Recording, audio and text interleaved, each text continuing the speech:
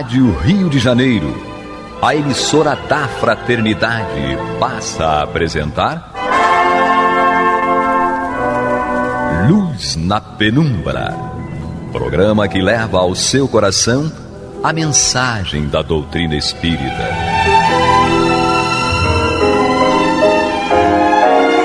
E agora, com vocês, Aloísio Guigino, Fátima Miranda e Eduardo Araújo, para o estudo da obra O que é o Espiritismo, de Allan Kardec. Olá, prezados amigos da Rádio Rio de Janeiro, sejam todos muito bem-vindos. Está entrando no ar o programa Luz na Penumbra, com o estudo do livro O que é o Espiritismo, de Allan Kardec. Comigo, Eduardo Araújo, aqui com Aloísio Guigino. Nosso abraço, amigos ouvintes da Rádio Rio de Janeiro. Juntos vamos conversar a respeito dessa obra tão interessante. Isso aí. E Maria de Fátima Miranda. Que Jesus nos conduza. Que assim seja. Então, peguem aí o seu livro, O que é o Espiritismo, acompanhe conosco esse estudo. Nós estamos no capítulo 3, que trata da solução de alguns problemas pela doutrina espírita. E hoje nós iremos dar continuidade ao nosso estudo na questão 155. Então, capítulo 3, questão 155. O tópico que nós estamos estudando o homem depois da morte. O homem depois da morte, certo? Então, o tópico O Homem Depois da Morte, capítulo 3, questão 155. A pergunta é a seguinte: que diferença há depois da morte entre a alma do sábio e a do ignorante, entre a do selvagem e a do homem civilizado? E Allan Kardec responde: a mesma, pouco mais ou menos, que existia entre elas durante a vida, porque a entrada no mundo dos espíritos não dá à alma todos os conhecimentos que lhe faltavam na terra. Isso aqui é fundamental para a gente, porque existe uma falsa ideia de que ao desencarnar o espírito se torna sábio, né? Santo. Ou santo, né? Porque aí ele passa a ter conhecimento do que não tinha antes, o que não é verdade, né? A experiência mostra, as comunicações espirituais mostram que há espíritos que até mesmo desconhecem que estão desencarnados, quanto mais terem conhecimentos que não tinham quando aqui encarnados. Eu me recordo a Miranda contando, né, que certa vez numa aula de evangelização foram vistos, né, espíritos que participavam da aula de evangelização de crianças. Sim. Porque eles não tinham entendimento para acompanhar o estudo dos adultos, então eles acompanhavam das crianças, não é isso mesmo? Aconteceu numa casa espírita lá em Campos, que numa reunião mediúnica um espírito se fez presente para agradecer a uma evangelizadora, porque foi com as aulas que ela preparava para as crianças que ele conseguiu compreender o Evangelho. Então a gente precisa compreender, de acordo com o que fala Allan Kardec, de que quando desencarnarmos, deixarmos esse corpo físico, chegaremos ao plano espiritual com os conhecimentos que temos hoje e carregando a bagagem moral que também apresentamos no momento. O processo evolutivo vai depender do esforço, né, da alma, sobretudo no momento da encarnação, porque nós podemos aprender muito do outro lado da vida, mas é no corpo físico, é na encarnação que nós iremos colocar em prática ou não. Não é isso, Aloísio Guigino? O que pode acontecer de diferença é o acesso a alguns aspectos da vida pretérita, tá? Aquelas que forem importantes para o seu desenvolvimento, mas não o acréscimo de conhecimentos que aquele espírito já possuía. É porque nós fazemos uma ideia muito equivocada, porque quando nós vemos uma pessoa que apresenta alguma dificuldade, né, até de interação mesmo, de exteriorizar aquilo que vai no seu íntimo, nós avaliamos que aquele espírito é ignorante, mas não necessariamente. Aquele espírito, ele tem um grau de conhecimento, ele tem um grau de evolução. A diferença é que quando encarnado, ele muitas vezes tem uma dificuldade pelo seu veículo físico para que possa exteriorizar aquilo que ele, espírito, possui na sua bagagem de aquisição em outras ocasiões. Então, ele não acrescenta algo na sua bagagem pela situação de desencarnação. Apenas ele pode ter um acesso a alguns aspectos que vão ser importantes para a continuidade do seu processo evolutivo. Então não adianta querer nem santificar, nem demonizar. O espírito é o homem encarnado, não é? E às vezes a criatura desencarna e aqueles que não simpatizavam por falta de afinidade projetam as piores ideias. Aquelas ideias só terão acesso a ele se ele realmente tiver um comprometimento com aquilo. Se não tiver, ele estará isolado por conta da conduta que ele tinha quando encarnado, seja para os acertos quanto para os desacertos. Então eu acho que fica muito claro para todos nós essa questão de como nós nos apresentamos no mundo espiritual. O Eduardo lembrou que muitas vezes nós nos apresentamos na espiritualidade tão perturbados que não temos nem ideia de que já desencarnamos. Nós ainda nos vemos como encarnados na veste material, com a veste material e participando da vida física. Não é bem assim, certo? Então eu acho que fica muito claro com essas colocações que estão sendo feitas aqui, e principalmente com essa que Kardec coloca, a situação é a mesma com relação ao acesso ao conhecimento. É a mesma, encarnado ou desencarnado. Vamos a 156? Vamos lá. 156. A pergunta é a seguinte: progridem as almas intelectualmente depois da morte? Responde Allan Kardec. Progridem mais ou menos, segundo a sua vontade, e algumas se adiantam muito, porém têm necessidade de pôr em prática, durante a vida corporal, o que adquiriram em ciência e moralidade. As que ficaram estacionárias recomeçam uma existência análoga à que deixaram.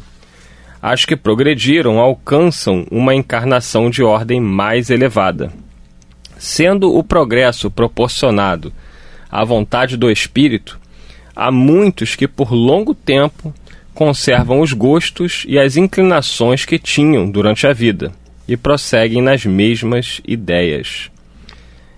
Isso tem a ver com o que nós já tínhamos comentado na questão anterior, de que o espírito, ele com certeza ele pode, aprender muitas coisas durante o período chamado de erraticidade, entre uma vida e outra. Ele pode aprender não somente os conhecimentos intelectuais, como aprender, estudar os valores morais, mas é na encarnação, isso tem que ficar bem claro, é na encarnação, porque há quem acredite que o espírito poderia evoluir sem a necessidade da encarnação.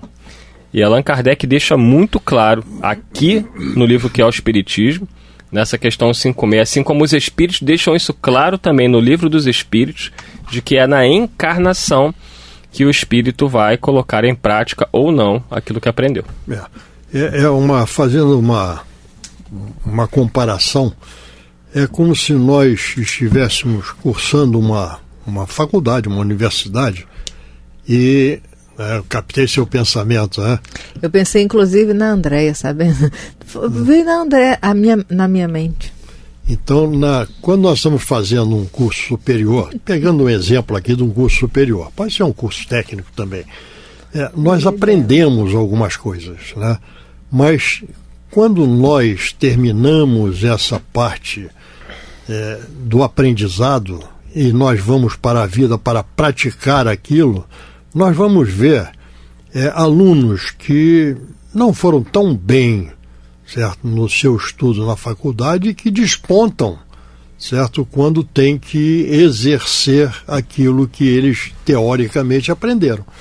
E outros que despontaram como bons alunos e, no entanto, não vão adiante no êxito quando tem que colocar em prática. Então, na realidade, o que é importante é nós aliarmos a teoria e a prática, porque nós sabemos que a teoria é diferente na prática, certo? Isso aí é um ditado popular que é muito, muito real, certo? Nós temos que praticar para que nós realmente mostremos que entendemos e possamos colocar em prática realmente aquilo que nós aprendemos, no caso aqui, na espiritualidade. Na espiritualidade se aprende muito. Mas é aqui que nós vamos mostrar que nós assimilamos aquilo e aquilo faz parte de cada um de nós. Na hora que você estava conversando, eu lembrei de um médico, principalmente porque o procedimento médico é desafiador, não é? A teoria está lá, hoje em dia já se estuda medicina em 3D, aí você exercitando coisas. Mas colocar na prática é quando ele vai para o laboratório, que é a vivência lá, o estágio dele na condição de residente, que ele vai exercitando a cada dia até consolidar aquele aprendizado. Então, a teoria, quem tem centro de interesse, quem tem foco e predispõe nesse esforço, só fica muito tempo na espiritualidade a nível desencarnado quem tem o que fazer lá, porque se não tiver, ou está em sofrimento maior, ou reencarna logo. Aí nós estávamos lembrando de Jesus, ele veio até nós e falou sobre a lei de amor, mas até mesmo aqui para nós, ele já deixou as parábolas, porque era o amor em movimento. Ele colocou nas histórias para nós idealizarmos como agir dentro da lei de amor. Imagina se ficássemos só na teoria, não íamos ter a ferramenta do dia a dia, não é? É o que estava aqui pegando a questão que eu tinha citado do Livro dos Espíritos, onde algumas pessoas defendem essa tese. E Allan Kardec pergunta, no Livro dos Espíritos, na questão 133, os espíritos que desde o princípio seguiram o caminho do bem têm necessidade de encarnação? Quer dizer, se eles desde o princípio seguiram o caminho do bem, precisam encarnar? Eles falam, todos são, os espíritos respondem, todos são criados simples e ignorantes e se instruem nas lutas e tribulações da vida corpórea. Deus, que é justo, não podia fazer felizes a uns sem fadigas e sem trabalho e, por conseguinte, sem mérito. Então, Kardec insiste na 133A, perguntando, mas então de que serve aos espíritos terem seguido o caminho do bem, se isso não os isenta das penas da vida corpórea? Respondem eles dizendo, chegam mais depressa ao fim. Além disso, as dificuldades da vida são muitas vezes a consequência da imperfeição do espírito. Quanto menos imperfeições, menos tormentos. Então, isso confirma o que nós vimos conversando aqui. Em outros momentos, Kardec volta a essa questão, né, da evolução do espírito no próprio plano espiritual, e os espíritos sempre insistindo que é na vida corpórea que nós vamos colocar em prática ou não. Se você pegar a pergunta anterior a essa que você viu, que seria a 132, certo? Você vê o objetivo da encarnação. O objetivo da encarnação, certo? E nesse objetivo da encarnação, ele diz que o objetivo da encarnação é que o espírito continue a sua jornada em busca da sua destinação, que é a perfeição, tá? Mas ele completa essa ideia. Mas para tal, há que passar pelas dificuldades da vida física. Sim. Porque é ali que você vai ser testado para ver se aquilo que você aprendeu na espiritualidade foi assimilado, certo? Para você, espírito encarnado, no caso. Tá? Então, não há como, que aí completa esse raciocínio com 133 que você acabou de ler. É isso aí. São as experiências. São as experiências. Né? Miranda vai dar sequência agora aí? Vamos lá. A sorte do homem na vida futura está irrevogavelmente fixada depois da morte?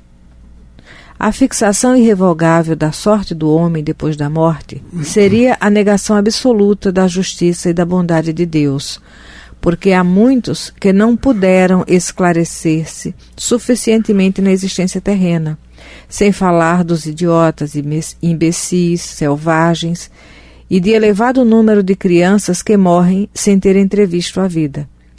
Mesmo entre os homens esclarecidos, há muitos que, julgando-se assaz perfeitos, creem-se dispensados de estudar e trabalhar mais, E não é isso que prova que Deus nos dá de sua bondade. E não é isso prova que Deus nos dá de sua bondade o permitir que o homem faça amanhã o que não pôde fazer hoje? Se a sorte é irrevogavelmente fixada, por que morrem os homens em idades diferentes? E por que, em sua justiça, não concede Deus a todos o tempo de produzir a maior soma de bem e reparar o mal que fizeram?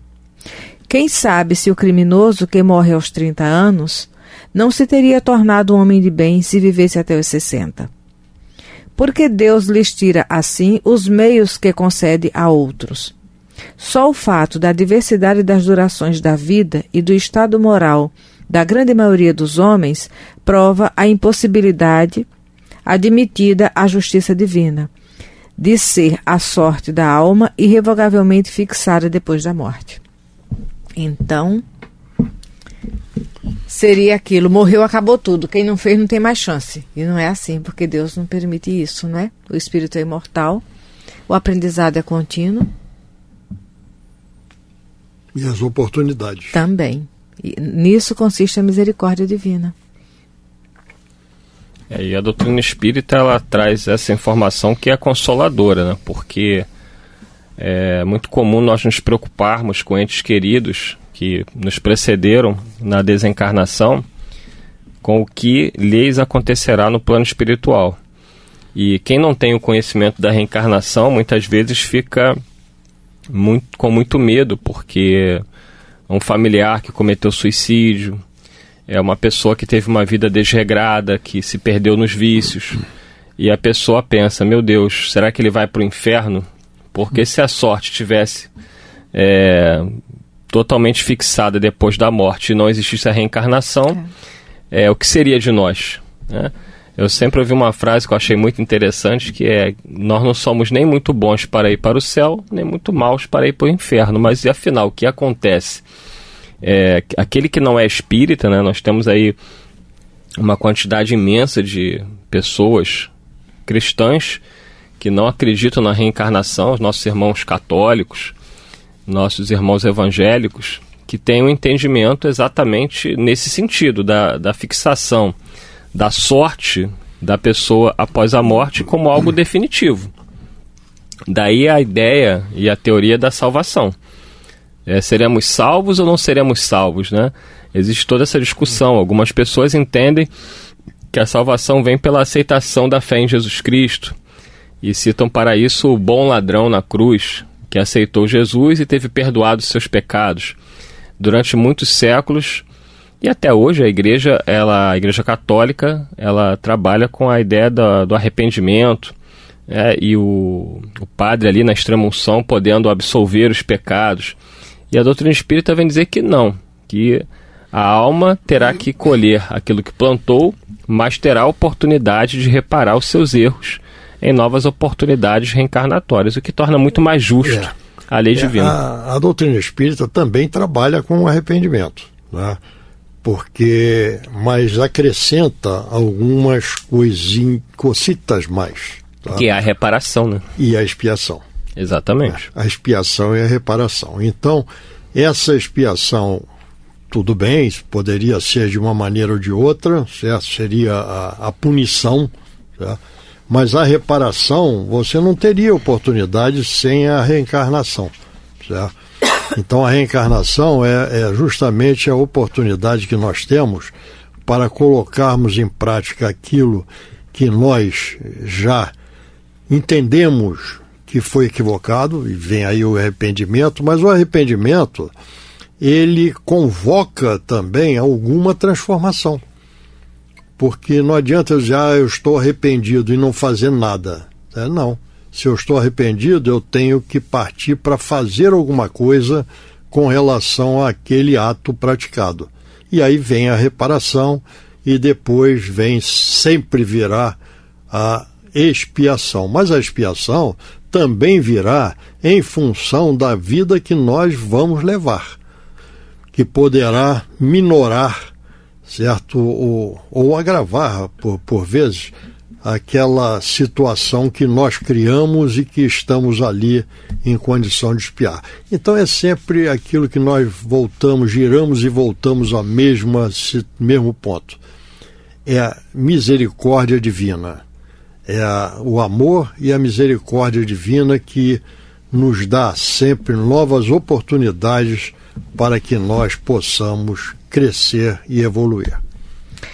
Mas Jesus, ele já falava isso quando ele nos diz: nem todo aquele que diz Senhor, Senhor, entrará no reino dos céus. Somente aquele que faz a vontade do Pai. Não podemos fazer a vontade do Pai sem uma mudança de comportamento, de atitudes e escolhas. É por aí. Isto aí. A nossa existência, nós somos espíritos imortais. A nossa existência, ela sempre está pautada, certo, na lei do progresso, que é uma das leis morais, é uma das leis divinas, é uma das leis que são eternas e imutáveis. Então, essa lei do progresso, ela nos tem que surgir para nós como oportunidades. Então, essas oportunidades nós as temos sempre. Sim. Nós aproveitamos mais, aproveitamos menos ou não aproveitamos. Então, se não aproveitamos, nós teremos outra oportunidade.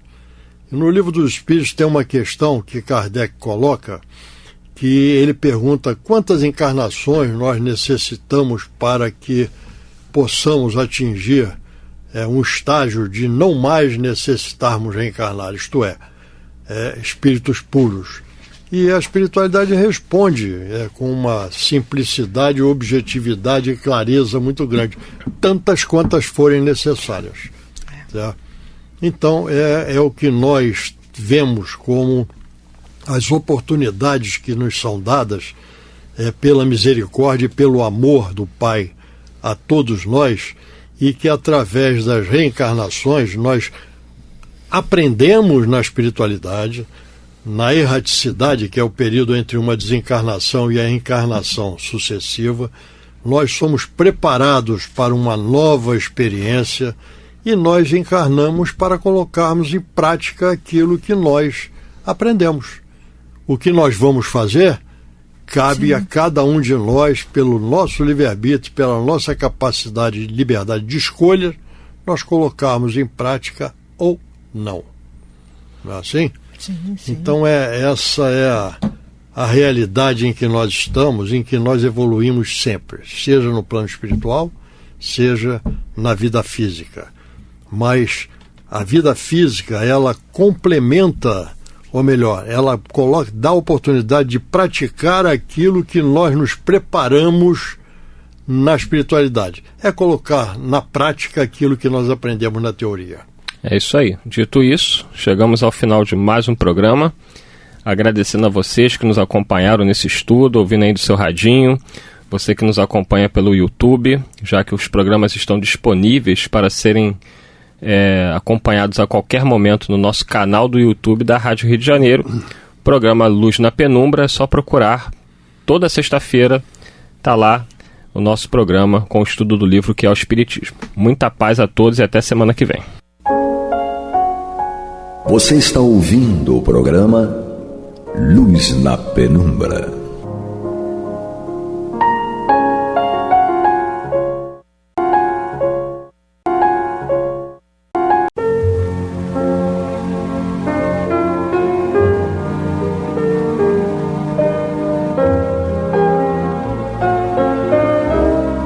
A Rádio Rio de Janeiro está levando ao seu lar e ao seu coração a mensagem consoladora da doutrina espírita, através do programa Luz na Penumbra.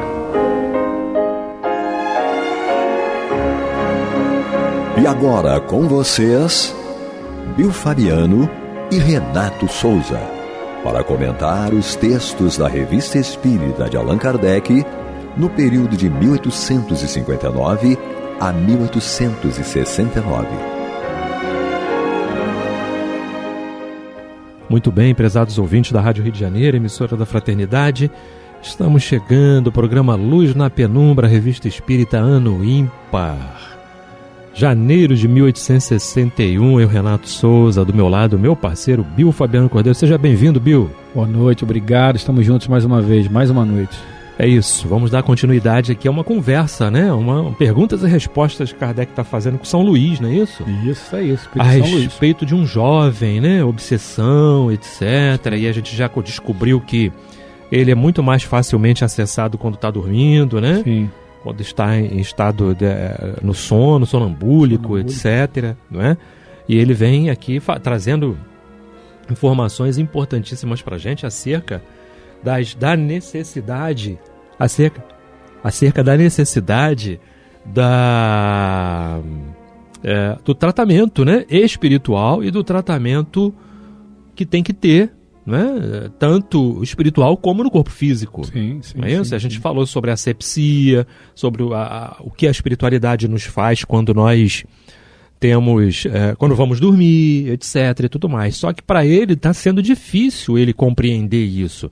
Então precisa que a partir de um estudo, né, não só o estudo no mundo espiritual, porque quando ele está fora do corpo, ele vai para onde ele tem que ir. Sim. E aí não tem essa. Ninguém consegue tirar ele daquele caminho. Aquela conexão que ele já está fazendo ali. Daquela conexão, justo, né? Então precisa que no corpo físico aqui você comece a levar alguma impressão, alguma coisa e tal, que é para ele evangelizando, né? Fazendo todo um processo que é um processo lento, né? Perfeito, né? Então. Isso aí. E aí a gente parou na 6ª pergunta, vamos para a 7ª, Bill. Agora aquele, né? Aquele troca-troca aí legal, né? Vamos lá. 7. Que poderemos fazer por ele? Bom, o espírito mau que o obsedia não o deixará com facilidade, já que não é fortemente repelido por ninguém. Vossas preces, vossas evocações são uma arma fraca contra ele. Seria necessário agir direta e materialmente sobre a pessoa a quem ele atormenta. Podeis orar, pois a prece é sempre boa, mas não o conseguireis por vós mesmos, se não fordes secundados por aqueles mais interessados no caso, isto é, o pai e a mãe.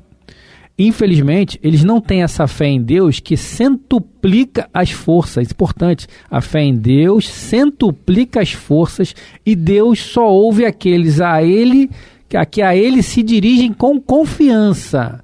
Não podem, pois, queixar-se de um mal para o qual nada fazem para evitar. Isso aqui é muito importante. É demais, né? Meu Deus do céu. Mas olha como o que acontece com você quando você se aparta da oração, da prece, de Deus, do bem, do amor, da fé, né? Da fé, de tudo isso, né?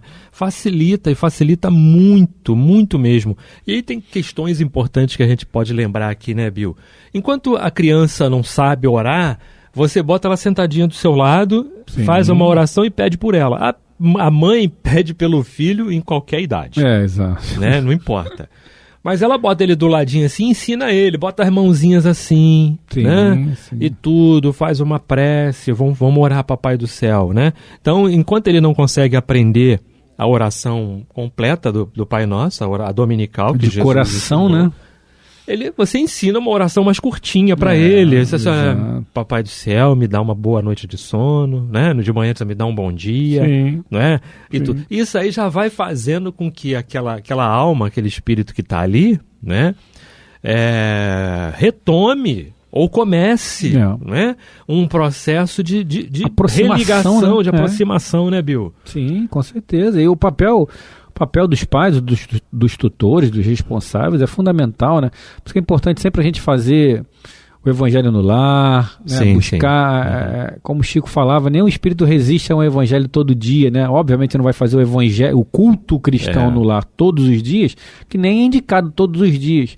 Mas você pode sim abrir o evangelho todo dia e ler uma parte, um parágrafo ou uma frase, obviamente conectado, não é de forma mecânica, né? Mas você pegar um trecho do Evangelho, ou de uma obra que seja salutar, né? Da codificação, ou seja, auxiliar não, porque da doutrina, a codificação não precisa de auxílio, né? Mas que obras de André Luiz, de Joana de Anjos, Sheila, Emmanuel, leia em voz alta, para aqueles espíritos que não sabem, né, que não precisam mais do ouvido físico, até porque não os têm mais, escutarem, né? Então tem muito isso. Por que eu preciso falar em voz alta é para aqueles espíritos que ainda não estão muito embrutecidos, materialmente falando, eles pensam que estão ouvindo com os ouvidos do corpo, que não existe mais.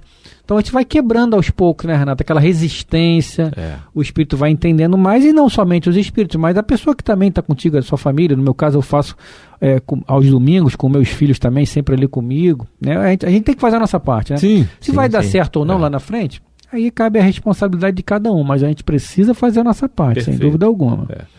Número 8. Como conciliar a sujeição desse rapaz, dominado por tal espírito, com a autoridade que sobre este exerce aquele que já ordena e o espírito obedece? Bom, o espírito desse jovem é pouco adiantado moralmente, mas é o mais do que se pensa em inteligência. Em outras existências, abusou de sua inteligência, não dirigida para um fim moral, mas ao contrário, para objetivos ambiciosos. Agora se encontra em punição num corpo que não lhe permite dar livre curso à inteligência, e o espírito mau aproveita a sua fraqueza. Este se deixa levar por questões de só menos importância, porque sabe que o jovem é incapaz de lhe ordenar coisas sérias. Ele o diverte. A terra está repleta de espíritos assim, em punição em corpos humanos. Eis porque nela há tantos males e dos mais variados tipos. Tá aí a explicação. Né? Bill, antes da observação que eu vou ler aqui, é interessante, né? Porque é perda de liberdade. E foi tolhida, né? Sim. Olha, você vai para um corpo físico que vai trazer algumas dificuldades, que é para não cometer mais esse erro, né? E de alguma forma, tu imagina, uma guerra, aspas no que eu estou falando, claro, né? Que fica na mente, no espírito, desse ser, não é? E aí é muito mais fácil que quando isso acontece, quando ele está em desdobramento. Por quê? Porque não tem o corpo físico, não tem a influência do corpo físico. Exato. Né? A influência do corpo físico sobre a alma, sobre o espírito, é muito pouca. Está ligado tão somente pelo cordão de prata. Sim. Não é? Então, o acesso desses espíritos maus fica muito mais fácil. E foram todos, sem dúvida, companheiros dele, né? Nas ações que tiveram. Enfim, e aí um alimenta o outro, sentem falta, sentem saudade. Sim. É isso mesmo, é desse jeito. Tá? Exatamente. E aí, quando a gente vê, às vezes, espíritos chegando aqui, e existem cerceamento de liberdade de toda ordem, de toda espécie. Podem ser eles fisicamente falando, fisiologicamente falando, né? Mas podem ser eles de outras ordens, não é? As quais você diz assim, nossa, tudo para mim é muito difícil.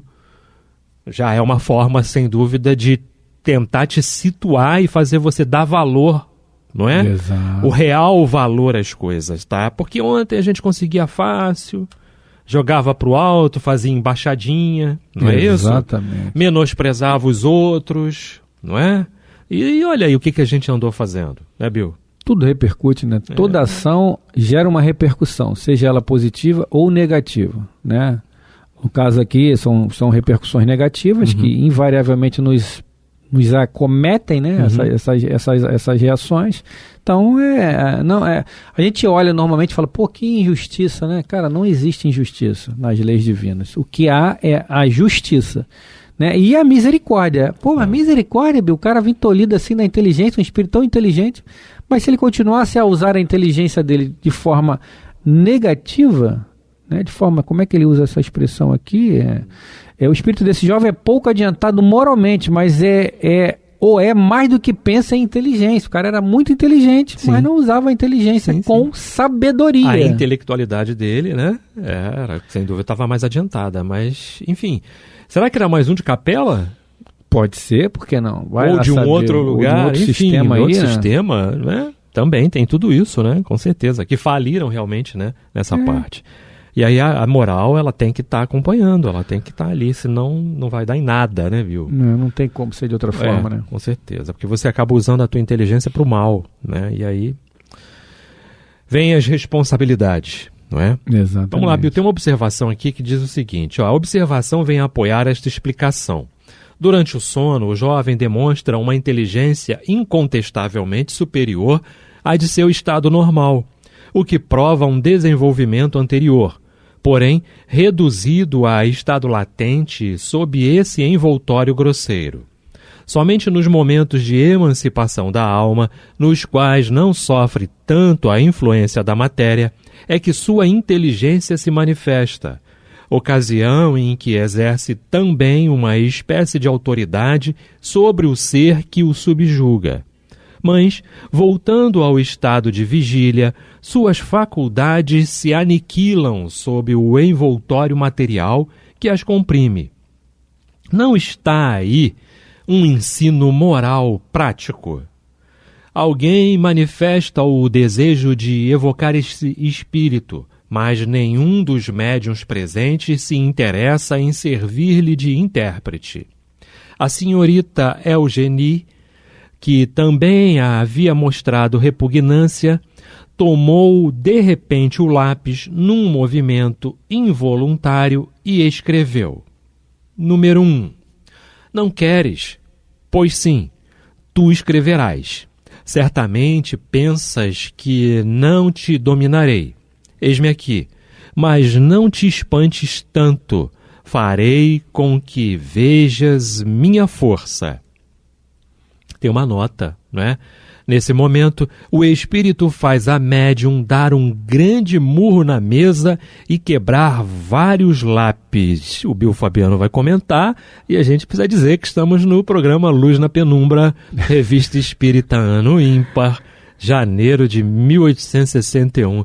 E aí, Bill, esse murro na mesa, quebrar vários lápis... A gente vê que é um espírito ainda embrutecido, né?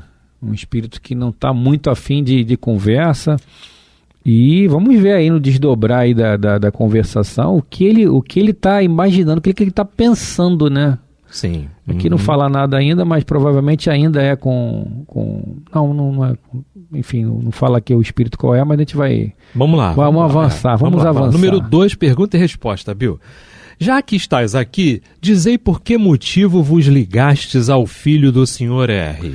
Seria preciso, creio, que eu vos fizesse confidências. Antes de tudo, sabei que tenho grande necessidade de atormentar alguém. Um médio sensato me repeliria. Apego-me a um idiota que não me opõe nenhuma resistência. Então, tá?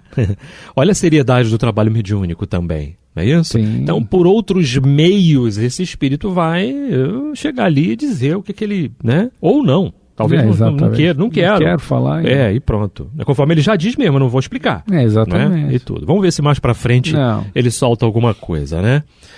A 3, tem uma nota. Alguém argumenta que, malgrado esse ato de covardia, esse espírito não deixa de ter inteligência.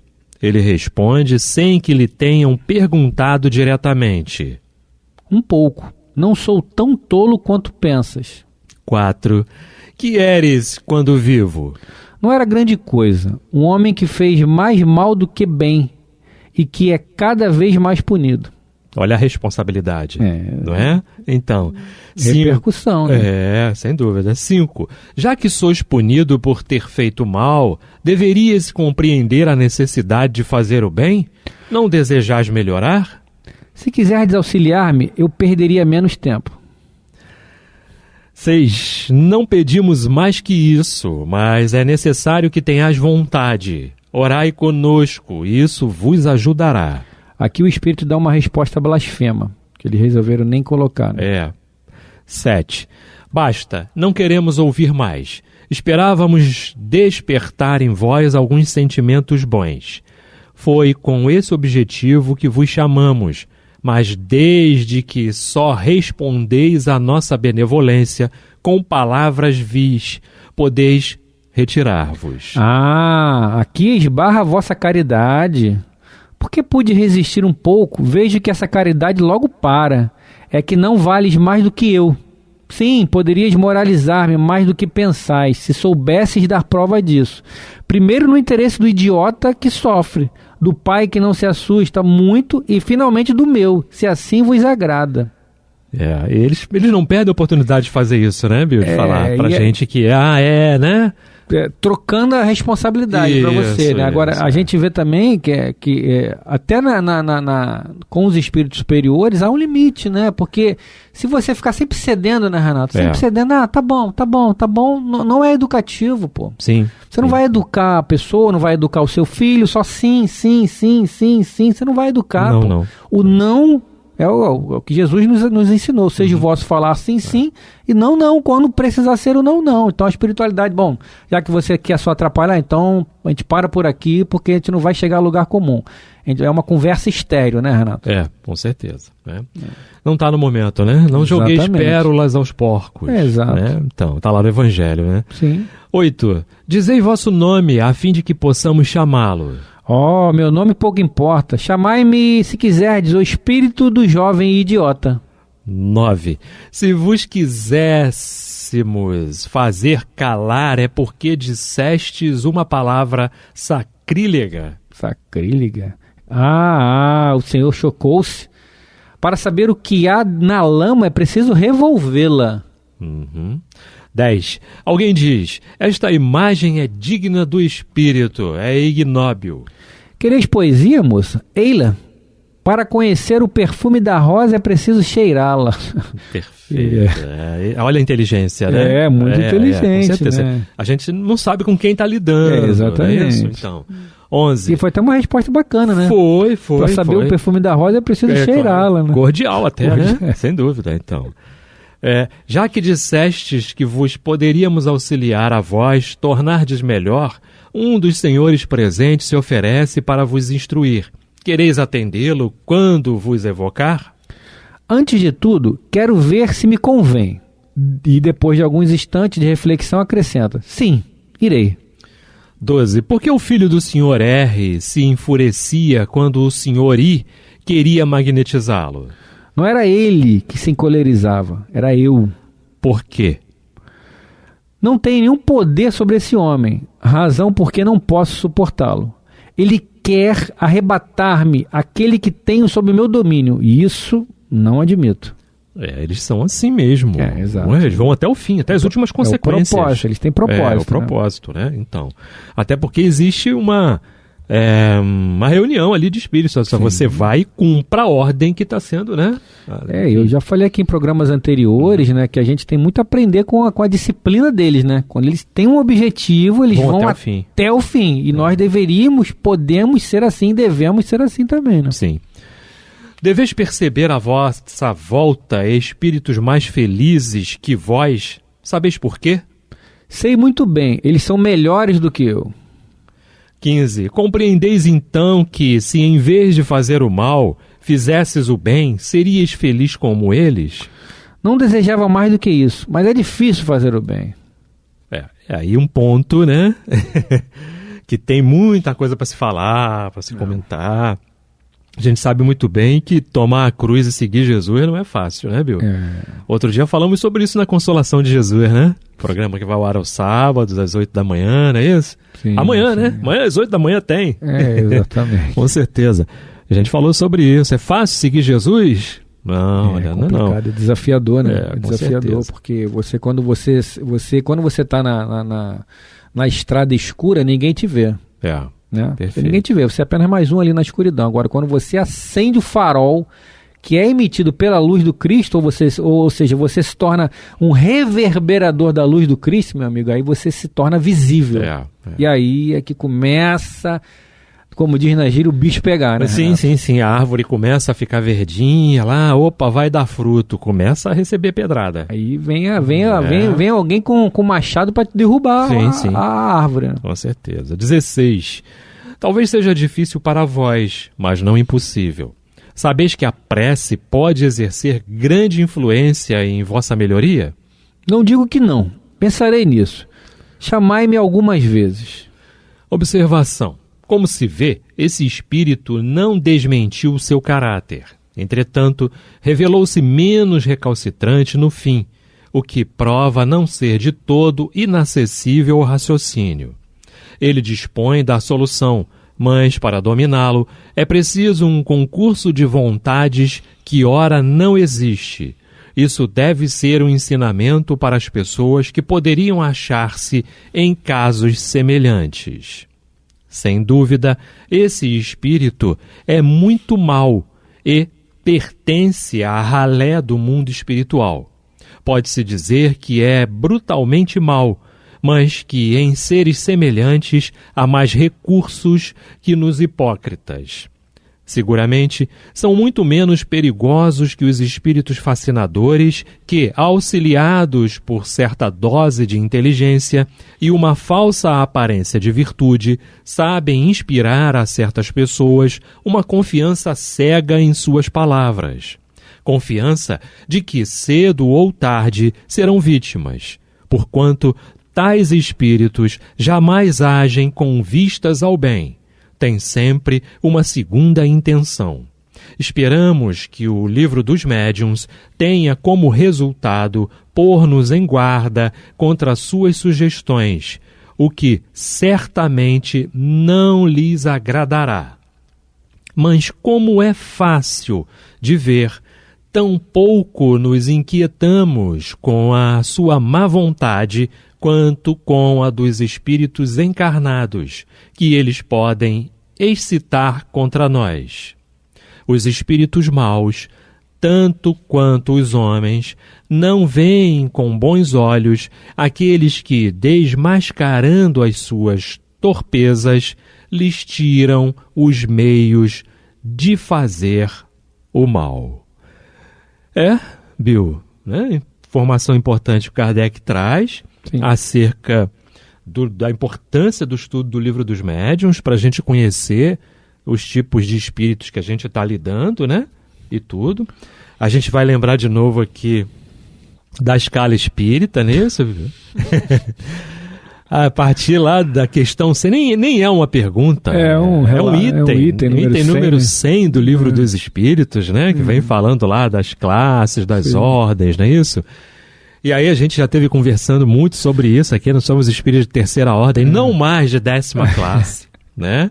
Não mais. A gente achou a nossa, acho que é a 8ª, né? Parece, né? Estamos entre a 6ª e a 8ª, né? Já melhorou um pouquinho, né, Bill? Melhorou. Não, com certeza, a gente brinca muito, a gente até levou para Consolação também isso. Foi. Brincando de forma divertida, mas é isso, né? O progresso é esse, né, cara? A gente... aqui como o Kardec mostra, ele mostrou-se até mais acessível, o espírito mostrou-se mais acessível, né? Que é uma forma da gente penetrar, né, no espírito, porque existem espíritos ainda tão embrutecidos que eles não falam nada, e aí fica difícil, né? É a mesma coisa da pessoa vai para um psicólogo, não abre a boca para falar nada porque ela não quer dar subsídio para o psicólogo, né? Porque você fala, tô com a camisa azul, mas por que isso? Porque eu não gosto de azul. Aí o psicólogo vai desenrolando, por que você não gosta de azul? Por isso, por aquilo outro, enfim. Então acho que tem muito pano para manga ainda, né, nos outros programas. A gente vai entrar no outro capítulo aí, ensino espontâneo dos espíritos, no próximo programa, né, Renato? Exato, os 3 tipos, né? E vai ser lá uma dissertação do senhor Alfred Didier, não é isso? O médium. Alfred Didier, rapaz. Isso aí, então. Bom, to be or not to be, já tá falando aqui. That is the question. Olha, tá gastando, hein, Bill? Eis a questão. Faltam 20 segundos, Bill. O programa está chegando ao final. Luz na Penumbra, Revista Espírita Ano Ímpar, janeiro de 1861. Semana que vem nós estaremos de volta. Preciso lembrar que hoje é Sexta-feira Santa, Bill. Sim.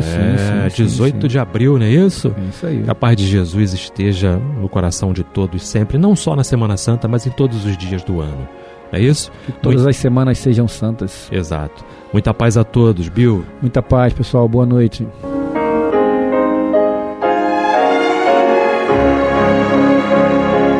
E vamos ouvir agora a prece de encerramento de nosso programa, na voz de Geraldo de Aquino. Jesus, dá-nos coragem para a luta, piedade para os insultos, e misericórdia para as injustiças e ingratidões. Limpa nossa alma de inveja e ambições mesquinhas, de ódio e de vingança o nosso caminho. E que dentro em pouco, ao recolher-nos de novo ao calor do nosso leito, para que o sono nos dê a paz e o esquecimento das tristezas humanas, possamos sentir, Senhor, no mais íntimo de nosso ser, a doçura indefinível do Teu amor e a grandeza incomparável da Tua divina presença. Que assim seja.